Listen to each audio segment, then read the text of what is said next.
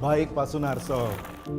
Iya, saya tunggu minggu depan ya. Cita-cita menjadi artis ternama sudah kudapatkan.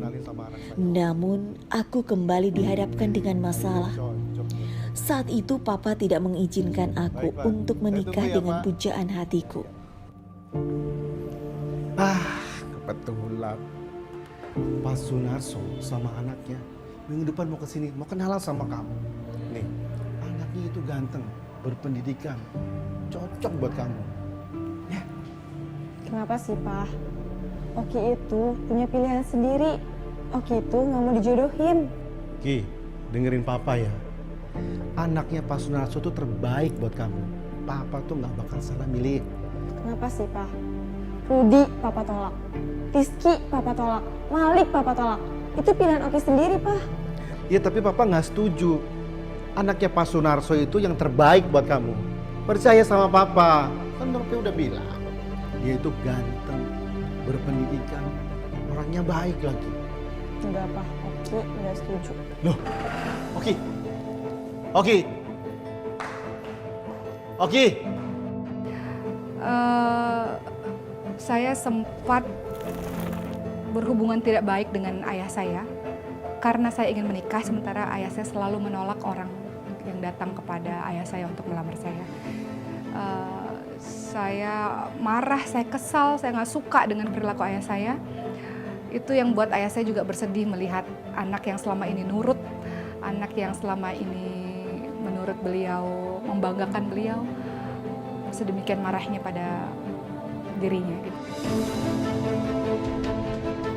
Iya, waktu Oki kesulitan itu selalu nggak menceritain sama kita, dia selalu menceritain yang baik-baik, jadi dia simpen sendiri. Jadi tapi komunikasi terus kan, ditanyain di mana, apa kabar, nah, selalu bilangnya baik-baik. Jadi kita nggak tahu kalau dia itu ya kesulitan.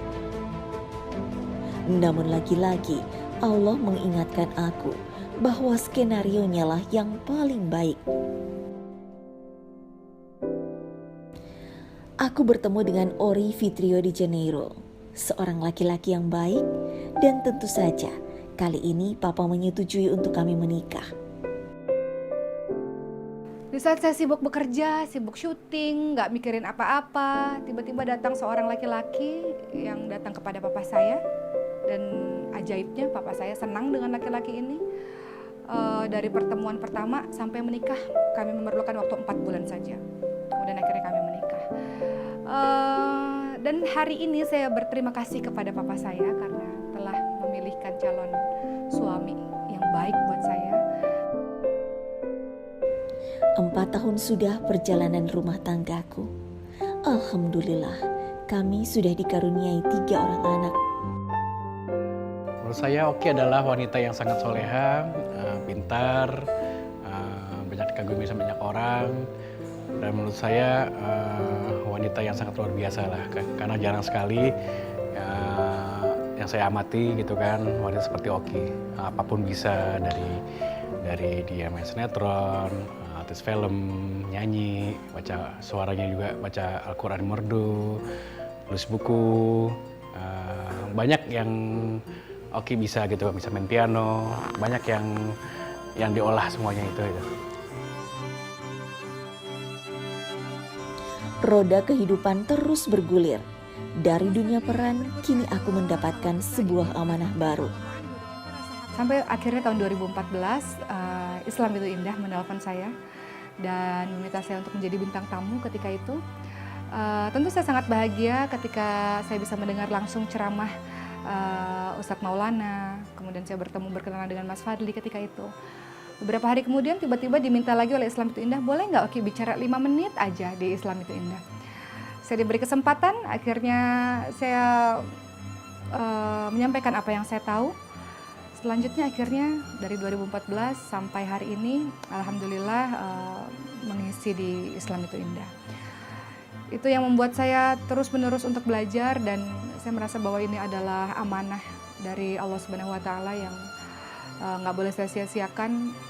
Saya hanya menginginkan bahwa ketika saya menyampaikan, saya sedang menasihati diri saya sendiri, saya bisa menjadi orang yang lebih baik, dan saya bisa ajak orang untuk juga lebih baik sama-sama, insya Allah.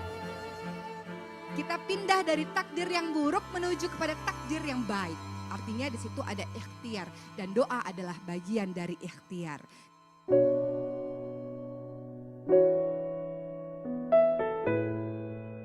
Masa-masa SMA saya, ketika berusia 16 tahun itu, ketika merawat ibu saya sakit, kemudian mengaji untuk anak-anak, disitulah untuk pertama kalinya anak-anak memanggil saya ustadzah.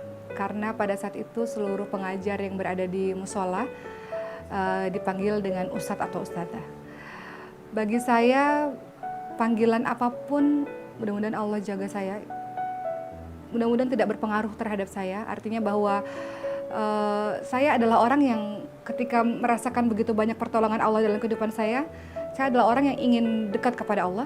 Karena saya memerlukan Allah dalam hidup saya nggak mungkin bisa menjalankan semua kehidupan, episode kesedihan dalam hidup saya tanpa ada Allah di sisi saya. Saya hanya orang yang ingin dekat pada Allah, saya hanya orang yang ingin terus belajar tentang agama Allah, dan saya menyampaikan apa yang saya tahu.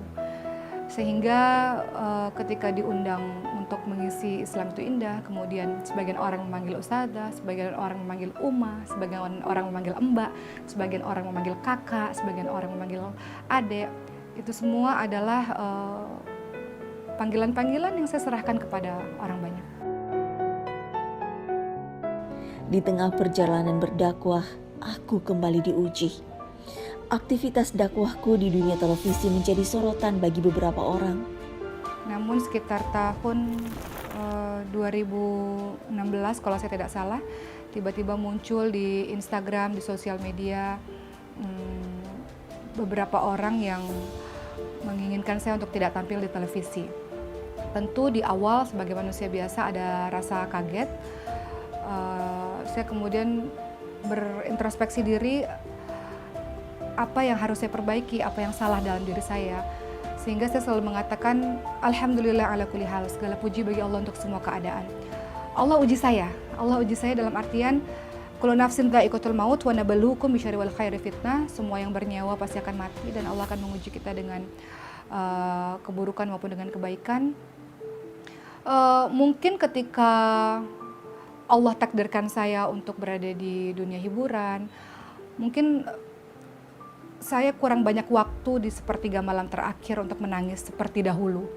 Sehingga Allah tegur saya dengan cara seperti itu. Akhirnya ketika ada sebagian teman-teman yang mengatakan saya nggak boleh berdakwah di televisi karena nggak punya background sekolah formal agama atau di pesantren, itu membuat saya banyak merenung dan banyak berintrospeksi diri, banyak meminta petunjuk kepada Allah dan banyak meminta ampun kepada Allah. Dan saya berterima kasih sekali kepada sebagian teman-teman yang pernah mengatakan itu pada saya, karena itu menjadi titik balik lagi dalam hidup saya untuk kembali lagi seperti dahulu sangat memerlukan pertolongan dari Allah.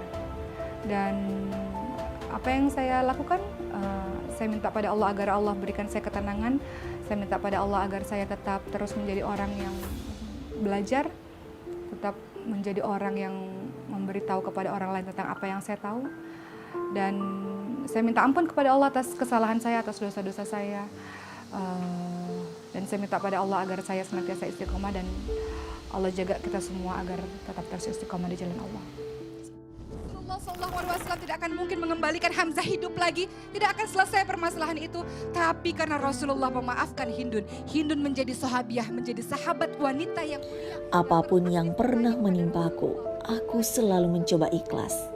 Karena kesulitan dan cobaan yang datang di kehidupanku justru mengantarkanku pada tahap kehidupan yang lebih baik. Puncaknya adalah saat aku berani berhijrah. Kenapa kita harus berhijrah? Sepanjang hidup kita harus berhijrah, termasuk diri saya sampai hari ini terus berhijrah. Dan kita semua, ada banyak hal alasannya. Saya mengutip dari kalimat Ibnul Qayyim rahimahullah, beliau mengatakan pertama karena ada sebagian dari kita orang-orang yang jahil, orang-orang yang bodoh yang tidak memiliki ilmu pengetahuan. Sehingga bagaimana kita bisa hidup dalam jalan yang lurus kalau kita nggak punya ilmu, nggak punya hidayah, nggak punya petunjuk. Kemudian yang kedua, karena terkadang kita belajar namun kita berbuat baik, tapi juga terkadang kita berbuat salah. Kemudian yang ketiga, kenapa harus berhijrah, kenapa harus terus belajar? Karena bisa jadi apa yang kita pelajari belum kita amalkan. Makanya kita minta petunjuk pada Allah terus-menerus agar apa yang kita pelajari selama ini bisa kita amalkan dalam kehidupan sehari-hari. Ketika cinta bertasbih, nadiku berdenyut merdu, kembang kempis dadaku